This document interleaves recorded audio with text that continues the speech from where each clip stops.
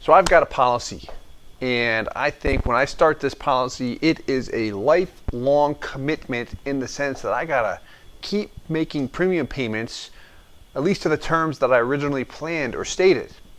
Life happens.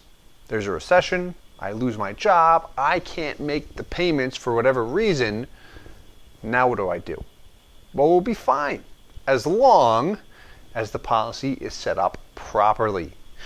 So we're going to look at a case study here. We've got life happens, now what? Just to kind of set the stage, we will be fine in the sense that we can stop making payments very early on, assuming, one, the policy design is set up properly. I know we go through this on almost every video. That, in addition, we always recommend for major mutual companies. Simple reason being is not because of their historic dividends, anything like that. When it comes to actual performance, actual results, we have proof of concept. They've actually delivered. We don't have that for smaller companies yet. So policy design, meaning when I pay money into an account, where can it go? Insurance premium, call that my expense. Or it can go into cash, PUAs, i.e. cash dump in. So what we're going to look at here is an example first where someone took out a policy and he planned to pay into it for 20 years. Started out aggressive with some lump sums just to kind of set the stage. We have a 35-year-old male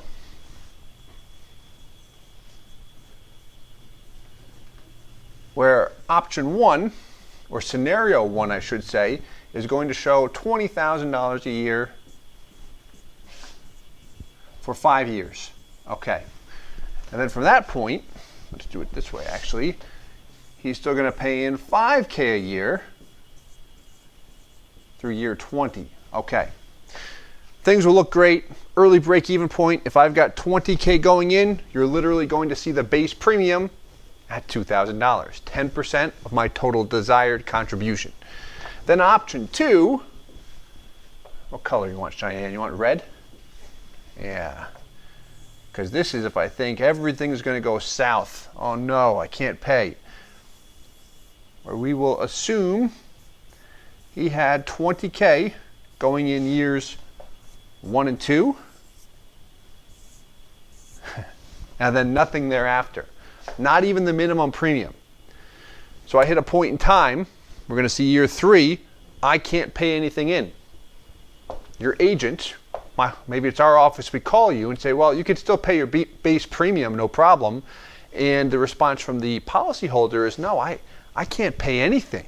Right? I'm having a hard time, a financial hardship. What's going to happen to my policy? I'm concerned. So let's look at some policy design here. What we will look at first, so we've got a 35-year-old male paying money in. These numbers are small. Let's give ourselves a bigger output. All right, so here, firstly, on the policy design, underlying premium, my insurance expense, $2,000. There's my whole life policy. Added a term rider. Don't want to go through this in too much detail since we've got other segments on that. Policy design is set up properly. A way to validate that, if you add those two figures together, my death benefit is $750. Here's my MEC limit, a little overinflated. It's about $23,000. Again, I just want to validate the design since we put so much emphasis on that.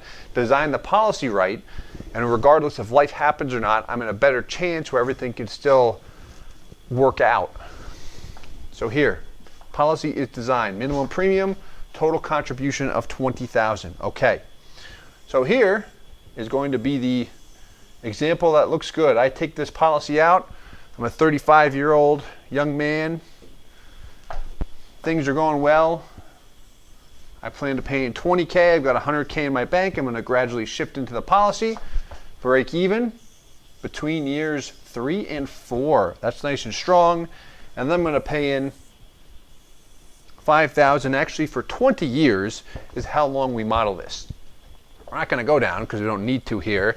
And really the point of this video is to demonstrate, what if life happens? That's what I want to know. What's going to happen to my cash if I run into an issue? So what we're going to do here is look at a plan duplicate, which everything here is going to be identical in terms of the policy design. So my minimum premium, $2,000. Total contribution, $20,000. My MEC limit, I know that's tiny font, it's about $23,000, the exact same figure as it was on the last scenario with the longer funding period. Here, we're going to assume that this 35-year-old male pays into the account for 2 years, 2 policy years, and something comes up. He can't pay, maybe he's got to support a family member, something came up, and he cannot pay money into the account.